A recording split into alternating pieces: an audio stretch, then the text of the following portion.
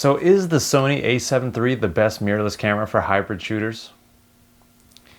Oh yeah.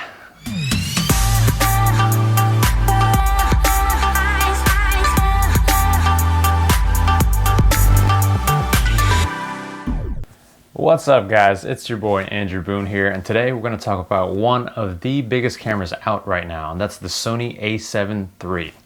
Before we move on, make sure you guys like and subscribe so you guys can stay up to date with all my reviews and tutorials coming up. Let's get into it. The Sony a7 Mark III is a stunner. Sony actually calls it its basic model, but it's so far from that. It sports a 24 megapixel backside illuminated full frame sensor that excels both in photo and video.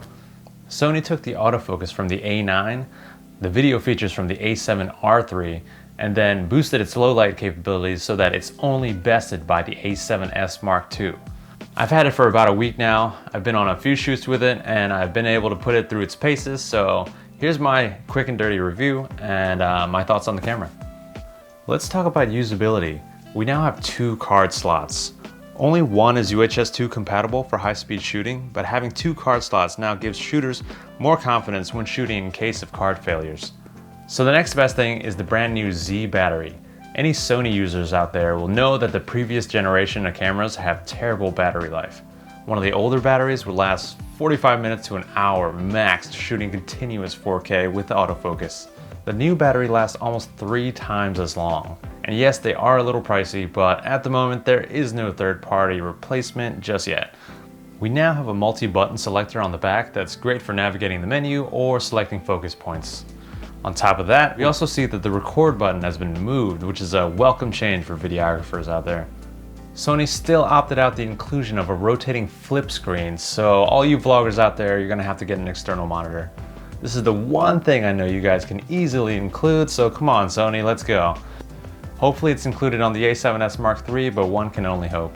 Overall, the build quality is great and the buttons feel really responsive and robust. For stills, the a7 III sports excellent autofocus, 15 stops of dynamic range, and can shoot up to 10 frames per second.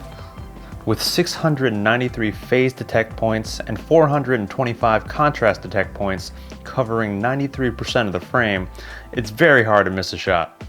I tested this the other day along with Sony's amazing eye autofocus. The focus didn't even miss once shooting at 10 frames per second compressed RAW while she was running towards me.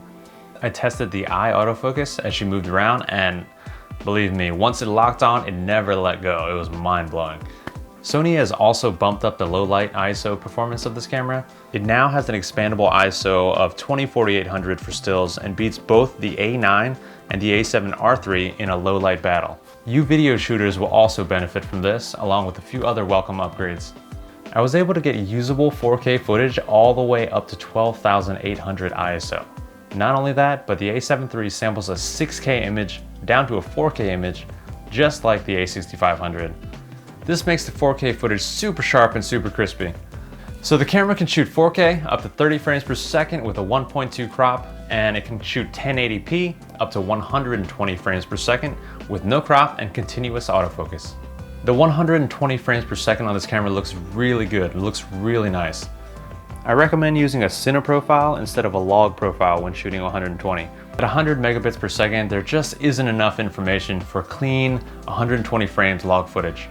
The camera now has 3 log profiles that capture a wide dynamic range that you colorists will appreciate. We now have S-Log2 and S-Log3. Sony has also included a hybrid log gamma for instant HDR workflow. Unfortunately, it's still 8-bit, so try not to stretch the image too far in post. 10-bit is coming. Hopefully we see it in the a7S Mark III, fingers crossed. I also want to add that now in video mode, you can set one button to switch yourself from full frame to crop mode. This essentially turns all your primes into 2 primes.